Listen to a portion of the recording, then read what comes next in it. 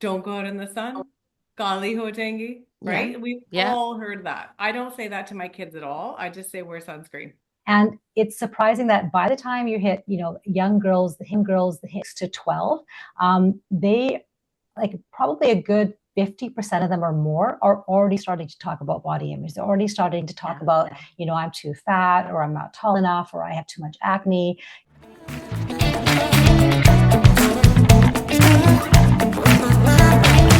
Welcome back to Authentic Me podcast. I'm your host, Sunny Lamba, and today I have not one but two guests with me. My guests today are actually the founders of the Avaaz podcast. Avaaz helps unlock the secrets of women's health, and especially with a South Asian focus. Let me introduce both my guests. I'm super excited for this one because we have a topic that's very close to my heart. So, with me, I have Dr. Madhu Jawanda. She is a family physician based in Surrey, BC, with over 25 years of experience. In her practice, she aims to empower her patients, especially women, to live their best lives. Due to her advocacy for the South Asian community during the pandemic, she was recognized as one of Vancouver's top 50, and she continues to champion health equity and awareness in her daily life.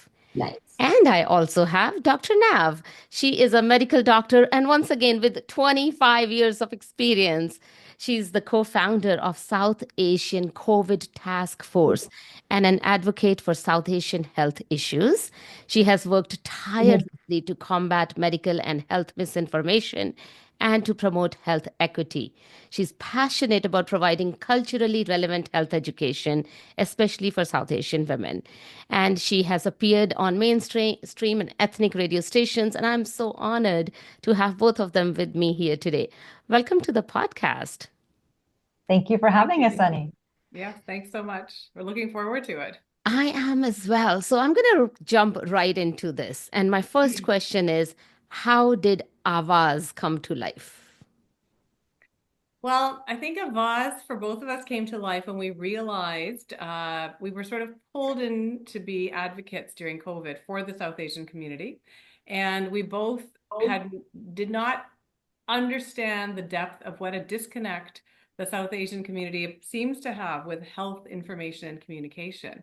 And so when we saw the disconnect happening during COVID, and as you know, we were all overwhelmed with COVID information, but it really wasn't getting to our culture in a relevant way. So we decided to expand this to other health areas of concern through the podcast. Now, Yeah. Yeah, that's exactly it. So we just discovered that there were so many other we had the ability to use our medical backgrounds and our knowledge of both the English language and English culture as well as the South Asian cultures, and be able to help patients from the South Asian communities. And I'm so glad I was listening to your podcast and the conversations about the one that you're talking about how much the sugar goes in cha, right? Like things like that, we don't realize it. I know I talk to my friends and they're like, "Oh, I'm not having any sugar," and then I see them drinking cha with like three spoons of sugar, and I say, "Okay, well, where's that going?" And also, you were talking about endometriosis and so many things that I believe our community, we go to the doctor and they give us a prescription and we walk away. But that empowerment by knowing that information, that access to health education is so important. So thank you for doing that. Okay, so we decided among the three of us that we're going to talk about something that kind of goes hand on hand with my podcast. Authentic Me. The idea is to dismantle the beliefs that the world projects onto us. And when I say beliefs, most of us look at those beliefs as flaws. So, for example, oh, I am short, so I am not beautiful, or I am OT, so I am not beautiful, and not just that, there's so many, like that whole idea of beauty, the messages that the world gives us. Women are not supposed to do this, the gender roles. So, my idea is to tell people that these are really not flaws. These are the things that make you authentic, and that's why Flaw Authentic. That's the name. So I thought, let's talk about body image because I'm sure in your 25 years of experience, you've had tons of experiences where people are struggling with body image. So that's the topic I thought we'll talk about. But here's my first question. And this is not directly related to medical. We'll get there. What are some of the unspoken messages that South Asian girls or women receive about their bodies? And I know many that I have received, but I want to hear from you.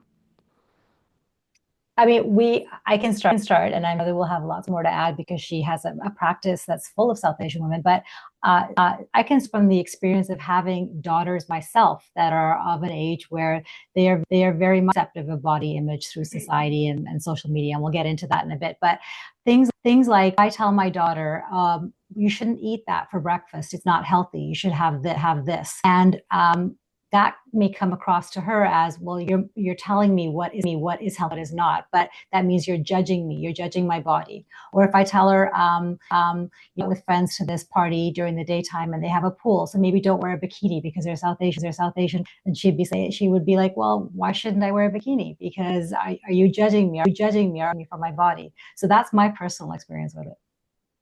Yeah. I think for me, I'll talk about myself. Let's start with me. I think that when you're growing up, there's a lot of body image issues, and they start and evolve as you age. There are different body image issues. So I grew up in Edmonton, Alberta, where everyone was Caucasian. So no one talked about upper lip hair. And my mother's generation miraculously had no hair. So that was the first body image issue I remember. It's just the upper lip hair, okay? Yeah. And then moving forward, just when I grew up, skin color, that's a body image issue. So I remember being in grade 3, and this is those core memories. And this girl, she was Filipino, and I remember this because her father, later on when I was in medical school in Edmonton, was actually a physician there. So she said to me, why are you so dark? Yeah. And I had no clue that I was dark compared to all of the Caucasian people and her. And I just said, I think the sun just likes me better. Like that was my answer because I had no clue. And I just thought, oh, when you go out in the sun, because that's the other thing you hear from your mother, don't go out in the sun.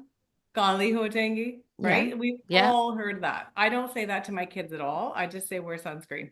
I could care less what your skin color is. So those were two things. Another thing for me personally, then when you start getting older, when you're 16 onwards, is fitting the beauty image. Yeah. And as a person who was straddling two cultures of the Canadian Alberta culture versus the South Asian Punjabi Bollywood kind of culture, it was very difficult to manifest and be that perfect thing, and also keep your reputation intact, get good grades, get into medical. Like, it was, when you reflect on it, it's actually ridiculous. So I think body image issues continue. Then as we evolve as women, postpartum to look good, being menopausal and maintaining your weight and everything, and being a working woman, having kids, and still having it all together and looking wonderful. I think body image issue affects everybody at different stages in their lives. Absolutely. And I'm going through that phase of graying hair. And that's another one because now I'm getting to that point where I'm almost convinced that I don't want to color my hair anymore. But 2 weeks in, and I'm like, I think I need to color now. Yeah. And everything you said, Madhu, like I grew up in India. So I can't even imagine here growing up with other cultures who are probably fairer and fairer skin. But I grew up in India. My sister is very fair. My sister is tall, and I am this 5'1". My skin color is way lighter now. But growing up, I was out in the sun and I was dark. And the one thing I kept hearing over time is "Eda vyah nahi hona," right? So, and I grew up and I struggled with the self-worth for a long time because I felt that I am dark, I'm short, no one wants to get married to me, no one's going to love me. Like that's how deep it goes. So, bringing that into your experience as doctors, what have you seen how has this impacted girls or women, and how does it show up then in the medical world, in their health, maybe also? Well, it starts quite young. It would be surprising how early of an age our perception of body image occurs. And by body image, I mean, how do we as individuals think that other people perceive us? So how does the world see us? Not see ourselves, but how does the world see us? And when we look in the mirror, how do we see ourselves compared to how other people see us? And that starts so young. It starts like by 80, we've learned that children often have internalized stereotypes about their body size at a young age. And it's surprising that by the time you hit, young girls, the 6 to 12, they like probably a good 50% of them or more are already starting to talk about body image. They're already starting to talk about, I'm too fat, or I'm not tall enough, or I have too much acne, so they're already looking at their body image from that area. And that comes across as spilling over into our medical world when we see them at their certain ages, because they're not content with their weight, or they're not content with their skin type, or they're not content with the type of hair, whether it's curly or straight. They want what they don't have. So I feel, not necessarily outright eating disorders, but even sort of the subtle ways in which we see patients where body image is a very distinct reason for their coming to see us. And then on top of that, you have actual eating disorders like anorexia and bulimia and risk food intake and all that kind of stuff. So that's more sort of commonly what we determine to see as physicians, as healthcare providers, but it's more subtle than that. It's more like a body dysmorphia. It's like you see yourself as something else in your mind, and what you really are is not that at all. And what I'm finding is it's affecting boys as well. So it's predominantly in girls for sure, like in women, right? But I definitely am seeing it more and more in young men, and I wasn't seeing that before. And I know we'll touch on this later on, but I would give credit or discredit to social media, TikTok, filters, all these things. Like, I think it creates a very unrealistic expectation of what you should look like. I think when we look at even Bollywood, Hollywood actors, and we see the accesses they have to chefs, to personal training, to plastic surgery, to Botox, it's very unrealistic. And I personally don't think it's a healthy way to live life. I think eating healthy, exercising, sure, you can use whatever moisturizers, sunscreen, all that stuff, but taking it to an extreme and trying to tell people this is normal is ridiculous. Absolutely. I totally agree. And I have a boy, I have a 13-year-old. So I really, this interests me so much. My son was very skinny when he was born. He was very small. And like 6 month old, and they're like, oh, you need to feed him more. He's so skinny. He's so skinny. You got to feed him more. And as he started growing, 1 year, 2 years old, every time I would meet family, these were the things. You're not feeding him enough. Inna patalaya. He's not eating. And I never allowed that to affect me. I said, hey, look at him. He doesn't sit. He's so active. He's jumping around the whole day. He's okay. He's fine. Don't worry about it. But sometimes I feel that, okay, he was 2 or 3 or 4, but is he listening to these messages? And then, as you said, now it's affecting men too, thanks to social media and all these unrealistic standards. Now he's 13, and I feel sometimes that how is he taking that? Well, you raise a really interesting point, because I see this as a family doctor all the time. And I think Nav will agree with this in her own experiences with patients and even family and so the South Asian community. When babies are born, in our culture, we want chubby, fat babies. Yeah. Right? Yeah. And if they're not, and hi dudh nahi pilari, khandani, dissa lagda, kamjori, whatever, right? And you just listen. And I hear this all the time because I do well baby checks constantly. And I will tell them, no, this is normal. So now, because I've been working for 30 years, I now am very comfortable saying to my South Asian population, when their kids come in and they're older and they're patli hogi, jada hogi, and I go, no, our culture, the norm is being fat. I go, they're overweight. You are healthy. It's okay to be weak, lissa. You're actually normal. The other thing that infuriates me is, I tell you, want this chubby baby. ਉਹਨਾਂ ਨੂੰ ਘਿਓ ਖਿਲਾਈ ਜਾਓ, they have cookies for Yeah. breakfast, whatever. And ਘਿਓ is good, don't get me wrong. Yeah. But then at 16, they miraculously want these girls to look like, really skinny. It's Yeah. too much disconnect of messages. Just be healthy. That's it. Yeah. And there's certainly a role of how cultural, relatives, how much of a role they play. Like, well-meaning aunties saying, "Oh, moti ho gayi," oh, that they like poking at you and saying, "Oh, thoda moti ho gayi," right? Like, there's no right for them to be able to do that. Right. Yeah. I remember having acne when I was a teenager, 16, 17, I can't remember. And I had this aunt, and she would just stare at me like that. And it was the most unnerving stare, and you just knew. And she goes, "Kuch karya kar apne muh wale." And you just feel like total garbage. Yeah. You're already the brown kid in Alberta, and then your aunt's telling you look basically ugly. Mhm. And so then you're just like, what? Like, what do you do? It was devastating. Yeah. Yeah. And this shows up so much for me now as a coach. I have clients who have now taken this body image and connected that to their self-worth and then to their success. I had a Yes. client the other day who literally told me, I cannot reach out to new businesses. She's a digital marketer. I cannot go reach out to new clients or prospective clients because I'm ugly. That's Wow. And I horrible. had to really like made her realize that number one, you're not ugly. And number two, your looks have nothing to do with your skill set as a digital marketing consultant. And then there's another client who says, wants to grow her business, but she's like, I can't post on social media because I'm big. I have my body. That's how deep it goes, right? Mhm. Like it's not just health, it affects your mental health and everything.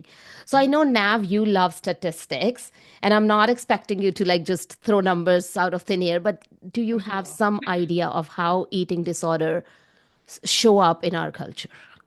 Yeah, I did do a little bit of Okay. so I learned that, so first of all, you said, how does it show up in our culture? So that's the important thing, first of all, is that it does show up in our culture. So it's not just something that you see on represented on TV or in the media as young white women. No, it's also a lot of South Asians. That 69 to 84% of women experience body dissatisfaction. That much percentage of women are unsatisfied with the way their bodies appear to them. So they want to be a lower weight, they want to have lighter skin, they want to have straight hair instead of hair, they don't want to have hair on their bodies. So that's a large percentage of women. And in fact, 10 to 30% of men also experience body dissatisfaction. And in their cases, it's mostly that they want to be more muscular. Yeah. Teenage years and as young adults.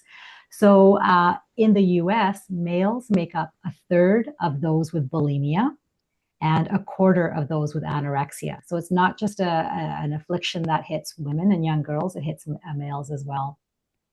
Up until now, most of the research that's been done on disordered eating has been with Western countries, but it was thought initially that maybe Asians were less vulnerable. But of course, now we're finding that the world is so globally linked that, of course, it is spilling over into Eastern cultures with as much high rates as we find in Western cultures. So certainly, it's becoming comparable in South Asia as it is in Europe and North America. And also it's affecting old women as well. So it's not just young women. About 13% of women over the age of 50 also suffer from eating disorder symptoms. And even though the peak age for anorexia is age 26, for other eating disorders like bulimia and binge eating, ages are more like 47 to 70. So it's interesting how it's not just a disease of young. Wow. Those numbers are, I didn't expect them to be that big, to be honest. But I get it because you're talking about body dissatisfaction. And then my mind is going, okay, so I'm looking at my friend circle. Almost every single one of them has body dissatisfaction, including me. So it makes sense. Those numbers make sense. Okay, so let's talk about growing up. I only heard anorexia and bulimia. And because you said those terms now, for those who don't know what they are, can you just quickly tell us what it is? Sure, I can start with anorexia. So anorexia is severely restricting your caloric intake so that you eat way less, so that you basically are starving your body into we call a ketotic state, so that you're using up all your muscle mass. Anything that you're eating immediately is being burned by you're just doing regular activities. You might be exercising a lot more, but essentially what you're putting into your body is much less than what you're actually exerting, so that you lose weight that way and in a non-healthy way. Yeah. Bulimia, you're basically eating and then you're with bulimia, it's interesting. You actually may not lose weight. It's more an emotional uh, disorder, and you just I don't see bulimia as much as I see anorexia, but with bulimia, you're feeling very guilty. You can binge eat, then you can throw up, and then it's just you're cycling up and down. With anorexia, there's more of a calorie restriction. With bulimia, there's not really a calorie restriction. You can just binge and then eat and then throw up. You don't see the weight loss as much, but it's a very distressful and emotional sort of situation with food. And it can cause a lot of serious consequences as well. Yeah, and especially from that throwing up, I'm sure it causes many more health issues and health challenges. Mm-hmm. Okay, so I want to talk about intermittent fasting. I don't know why, because we we have our friends WhatsApp group, and literally the conversations are going about constantly from last 2 months about intermittent fasting. I have done it as well. Did it help me? I think it depends on what's your goal. My goal was not weight loss, so did it help me? I don't know. I have nothing to uh, scale. I don't have, because I wasn't looking at weight loss. I had heard about it so much, and there's all these health benefits. So I tried it. I felt I was way more bloated when I was trying intermittent fasting, so I stopped. And that could be to do with my menopause and all that. But let's talk about a little more, because right now all my friends are doing intermittent fasting. Some are saying it's amazing, some are saying it doesn't work for me, some are struggling. They're like, I can't do more than 10 hours or 12 hours. So I want to know more about it. I think it's very in vogue right now. We all know people who are doing it. I know a handful of people who have been successful at it. I ran into someone who actually runs a weight loss clinic, a medical doctor in Ontario. And I didn't get into a full-length discussion with her because we were attending a dinner party, but she had told me that intermittent fasting actually for South Asian women is not effective. They do not, if losing weight is your goal, it does not work well for South Asian women. For men, it works. For South Asian women, not so much. And that at that point, we couldn't get into the scientific reasons behind what she was telling me. So I don't have that information, and I don't have any studies or anything that's based on this. Is just what she had told me. I think personally, I like eating and I like food. I will only intermittently fast. I've done it by de facto if I've had a heavy dinner the night before and a late dinner and I just not hungry the next morning. Yeah. And then it ends up being 12 or 16 hours before I can eat again. But I don't know if it's that effective. What do you think, Nav? Yeah, and also I think part of the thing is that we don't really know what the definition of intermittent fasting is. Is it 10 hours? Is it 14 hours? Is it every day of the week? Is it 3 to 5 days of the week? So it's random how people do it, that there's really no concise way to know whether it's helpful. But what I did across was that for women, I totally agree. I don't think it's the right thing to do for many reasons. One is that it affects our bone health more. So if we're not taking in the right ways and we're not getting our calcium and vitamin D, we're going to be prone to osteoporosis a lot in our lives than we think, because we start to lose bone by the time we hit 30. So that's one thing. Another thing is even reproductive health. So the few studies that I did come across were a little bit worrying. I mean, they were done in rodents and rats, but they did show that intermittent fasting for women affected estrogen levels. So does that affect your ability to get pregnant? Does it affect your feelings around the time of menopause? It's really hard to say unless we were to do some really well-controlled studies where many women were fasting and others were not, and then put them side by side.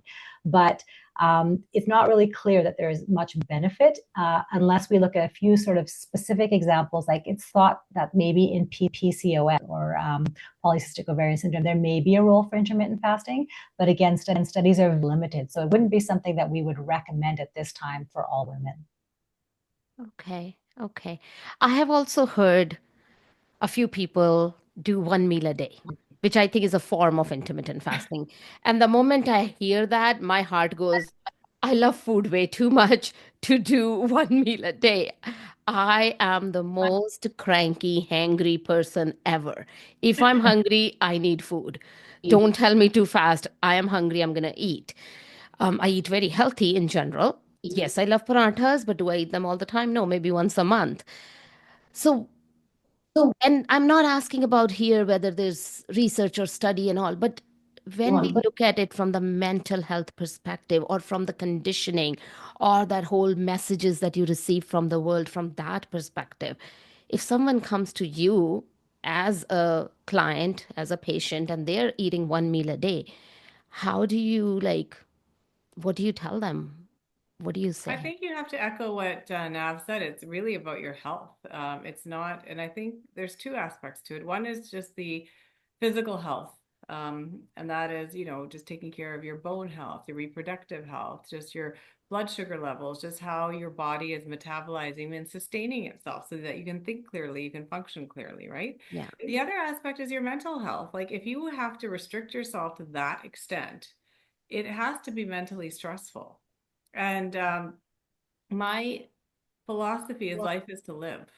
So, have that ice cream, have that glass of wine, have whatever you want in moderation. Okay, Because I love you, Madhu, and I love your philosophy.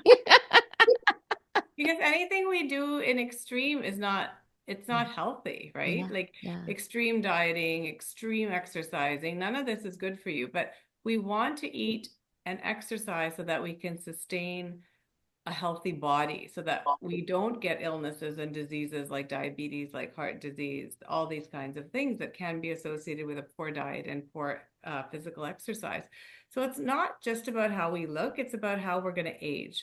We want to have strong bones. So you want to do weight training as women. And as Nav said, you start losing your bone density by 30, 35. So we want to start, building up our bone and our muscles.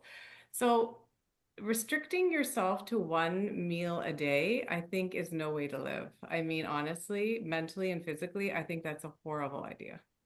Yeah, and I think it's impossible to have I all couldn't your agree. nutritional needs in that one meal. How are you going to get all the vitamins and the minerals and the protein and everything that your body needs in just one meal? Unless it's a huge meal, but even then it's not healthy.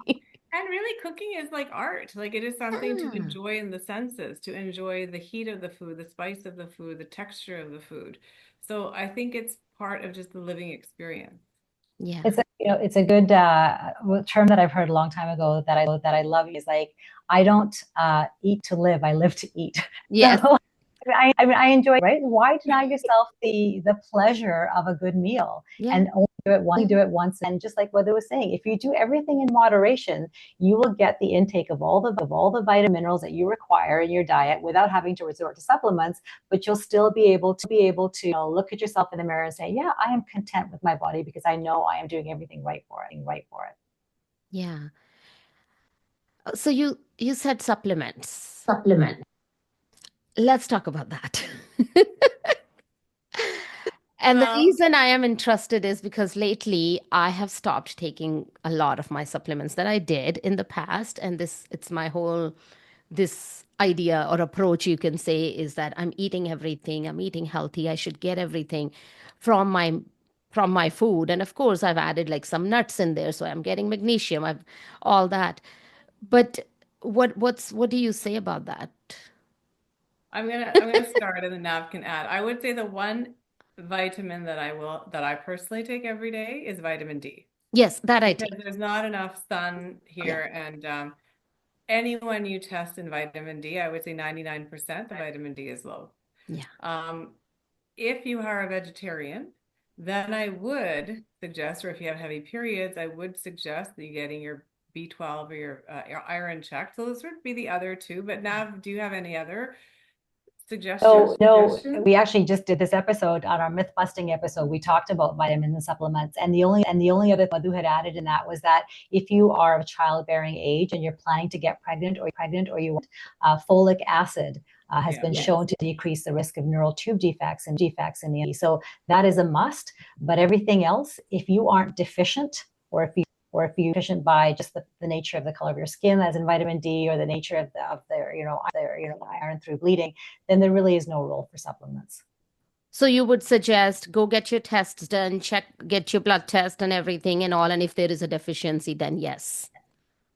And also look at your diet. Like if you Yeah. know that you're not going to get enough based on your diet, then I would probably take a low dose, a maintenance dose of iron you can get, Yeah. and get it checked. So yes, you can get it checked, but if you already sort of know, yeah, I'm probably behind the eight ball, there's no harm in taking maintenance level supplements in those areas.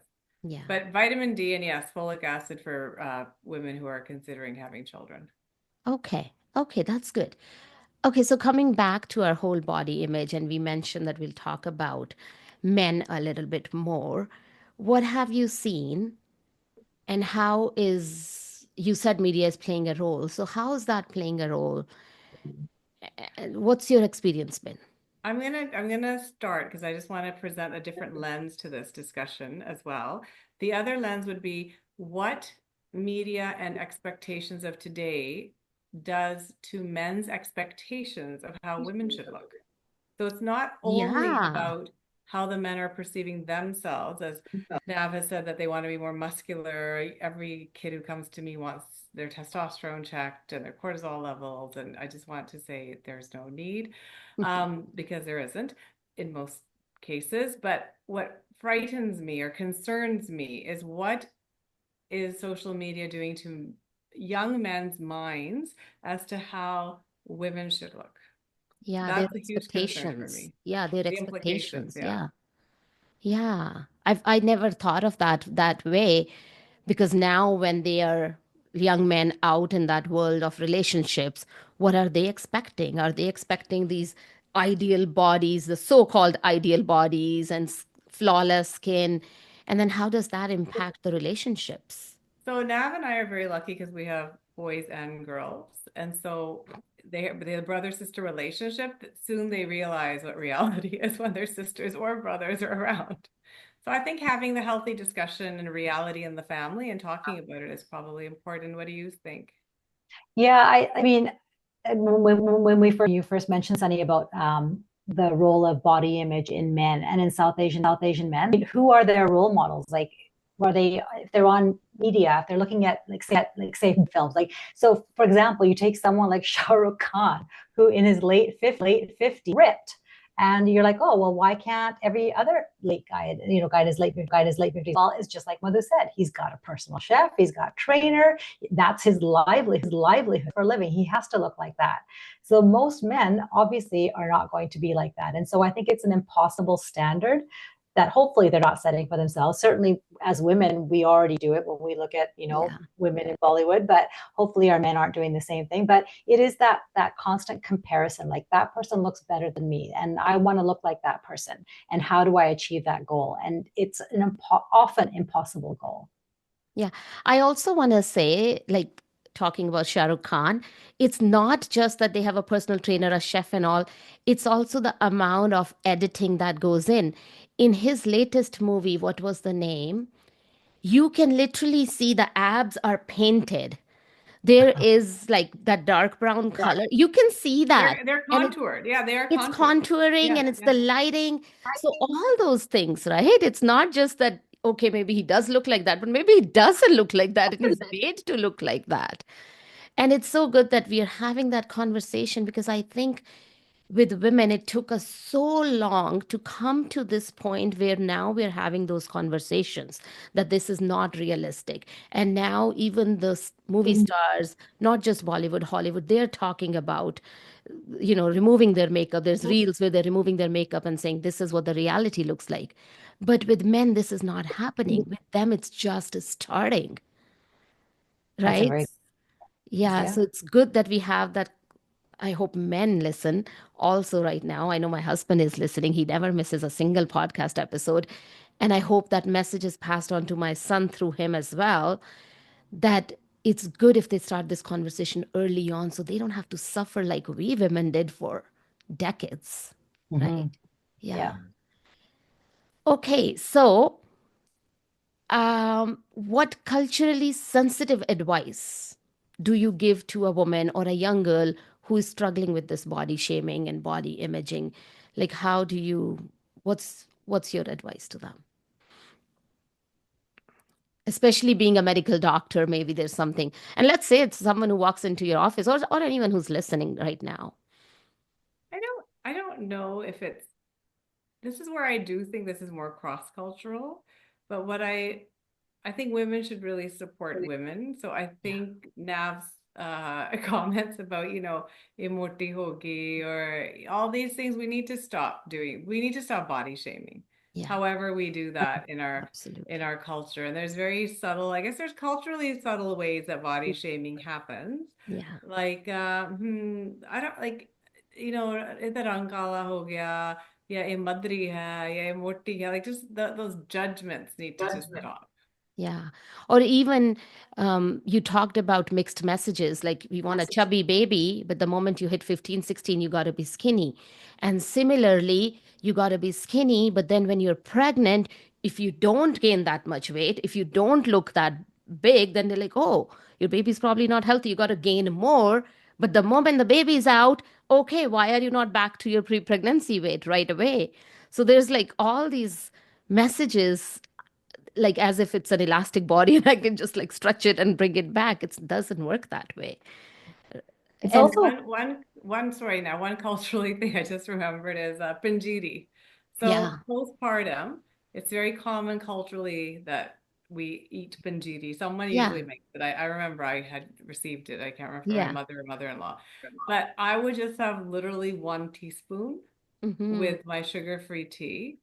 And so what I pass on culturally to my postpartum women who are from India but have now come here is I say, okay, let's look at the history of Panjiri.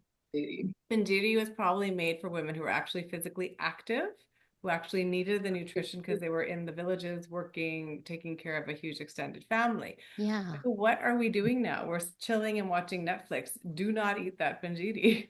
Forget it. It's not important. I go have 1 little teaspoon for Wow. tradition and respect. Leave it. There's my culturally relevant input. I love it. And I probably ate like bowlfuls of that. I did too. It was like Indian granola. That's Yeah, true. it was so good. I also think that, for South Asians, we have such a complex relationship with food. Like, someone puts a plate of food in front of you and it's rude not to eat it. It's Yes. rude to Yeah. like not finish everything on your plate. It goes back to those days when you're kids and you're like, you better eat that. There's starving children in Africa. Like that's of course cross-cultural, but for us even more so, tu roti nahi khai, tu roti nahi finish kitti, you didn't have the rest of your, whatever is on your plate.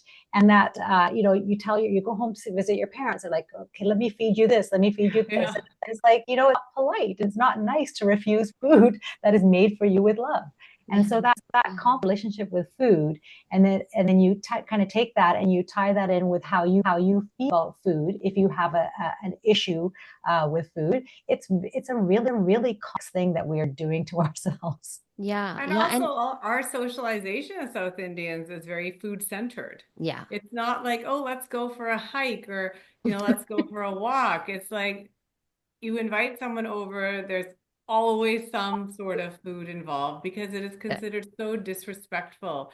And you're just considered a rude host if you don't offer something. Yeah, and it's so funny that you said that.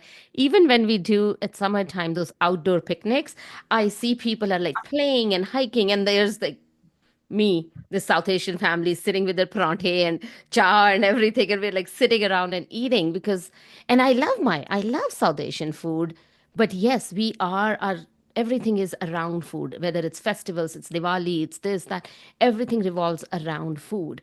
So we definitely have to educate ourselves more on cutting those ties slowly with food. Yes, you eat food. Yes, you enjoy it, but you don't like.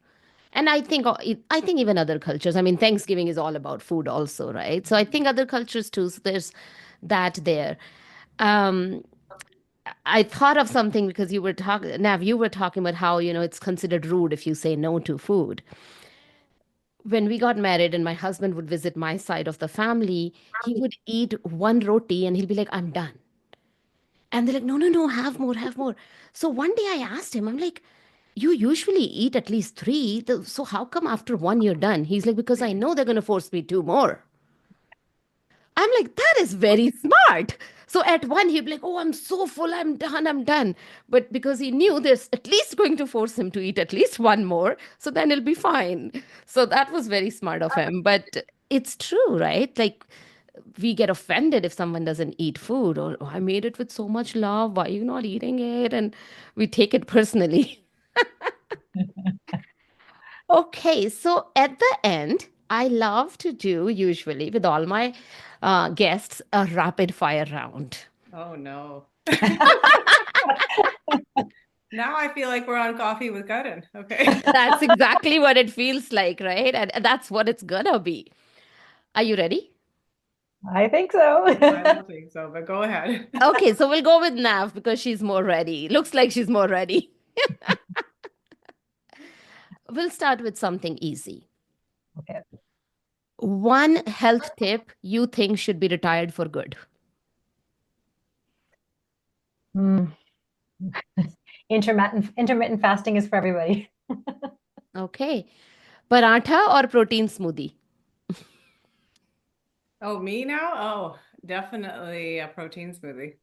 Okay. Nav, your favorite way to unwind after a long work day? Netflix and a glass of wine. I like that. Yes, absolutely. That's my Friday nights. Madhu, one word to describe your relationship with your body today. Love. Yeah, self-love. Yes. Okay, Nav, one health. No, this one I already asked you, so I'm going to ask this to Madhu. First thing that comes to mind when you hear the word diet. So who are you asking this question to? Nav, You. you. Okay. The first thing that I think of when I hear the word diet, it gives me anxiety. Yes. Yeah, me too. Yeah, yeah. Madhu, mountain or beach? Ooh. Can't I do both? But I have to pick one. Okay, right now I'm in a mountain mood, so I'll go with mountain. Okay. I always struggle with that one. I'm like, can I pick a beach where there's a mountain nearby? Yeah, yeah. Okay, Nav, what's one guilty pleasure snack you'll never give up? Chocolate. Dark chocolate, 85%. Ooh, yum. Especially with nuts. Oh my gosh, yes. For me, it's dark chocolate with orange flavor in it. That's a good Ooh, one. that's Yes. the best. Madhu, one health one health myth that drives you crazy. Oh my God, there's so many. I think one health myth that really is I'm just going crazy with now is that how the youth now need to get their cortisol levels checked. That is a myth. You do not need to get your cortisol levels checked as a And I've health never even young heard person. about that. Is that a thing? For the young people, it is a thing, Huh. testosterone and cortisol levels. Oh, That's okay. yeah, so So that they is don't for need to, so for they don't healthy need young to. people, that is a myth. Yes. Okay, okay. Nav, if your body could send you a thank you note, what would it say? Thank you for recognizing fairly early in life that you needed to take care of me. Okay. Madhu, heels or sneakers? This is a very opportune time that you're asking me this because I just went and bought a pair of Hokas the other day, and I turned to my daughter who's 25 and I said, wear all the heels you can possibly wear at this age anywhere possible. So right now I am trying to fall in love with different types of sneakers. I do like sneakers, but I used to love heels, but we're not on good terms right now with heels. And I am with you on that one. I'm also in that phase where I'm falling in love with sneakers. And my cousin just got married, well, last August, and I bought these glittery sneakers that I wore at the reception because I wanted to dance. So I wore heels, but then I changed into these sneakers with all these snow. They were so pretty. And And I danced the night away. So It is getting more and more common. I was just at a wedding reception and my friend had a long gown on and she said, "Don't tell anyone." And she lifted her gown and she had sneakers on underneath. And then my perfect, cousin right? got married a year and a half ago and she had special sneakers designed in LA that they do these Indian designs on sneakers. And Yeah, she wore yeah, those for every single event. amazing. yeah. Okay, this is not looking like a rapid fire anymore. Okay, well, rapid again. But this also kind of ties into that whole body image thing because the height and you have to wear heels and all that. And it kind of ties into that as well. Like, that so many times we wear heels even when we're uncomfortable. Yeah. And even like, if we're extending that body image to our age and up, perimenopausal and older, like you talked about gray hair, about wrinkles, we talked about, skin marks, like all that stuff that never bothered us when we were young. That's part of our body image dysmorphia or how we see ourselves now. So it affects different women at different ages in different ways. Yeah. Yeah, yeah. So I want to say something here to all my listeners. If you have not listened to podcast episode about my relation with my body from shame to love, you gotta go back and find that and listen to that. So just wanted to put that plug in there. And we're going to wrap up our rapid fire with my last question, which will go to both of you one by one. And it's my favorite question. We'll start with Madhu this time. Oh no. The name of the podcast is Flawthentic Me. I want you to fill in the blanks. I am flawthentic because I think I am authentic because all the flaws make who I am just be me, and that's good enough. yes. And Nav. I am flawthentic because I've learned to recognize and embrace my flaws in order to embrace who I am and love myself. I love both of those. This was so, so, so beautiful. At the end, if you had to give one message to a young girl who's struggling with body image or who's looking in the mirror and seeing only flaws, what would you say? And whoever wants to go first. Go ahead now. Say that you are still at a time where you are not accepting of who you are internally as well as externally, but that day will come. Just stay strong. Don't buy into external sources, people or images telling you who you should be and what you should be. But strong and stay true to who you are, and you will at one day be at comfort and at peace and in love with your own self. I love that. I love that. Madhu, do you have anything to add to that? I think that we all go through this, and I think as young girls, you definitely have body image and body dysmorphia and just self-confidence issues, right? And I think that I would really say that in this life, you're not at a constant. You are like that caterpillar who will evolve into that butterfly. And Yeah. I think allow yourself to evolve and really be who you're meant to be. Spread your wings and don't be contained by society's definitions and expectations, and really take a look around. The people who are successful are the ones who were always marching to their own beat. So Yeah. continue to do that. So continue to march on your own beat. Love it. I want to tell everyone if you're listening to this, please, please, please go listen to Avaaz podcast. It is so amazing. There's a wealth of information, but also that whole context of how it applies to our culture, being a South Asian.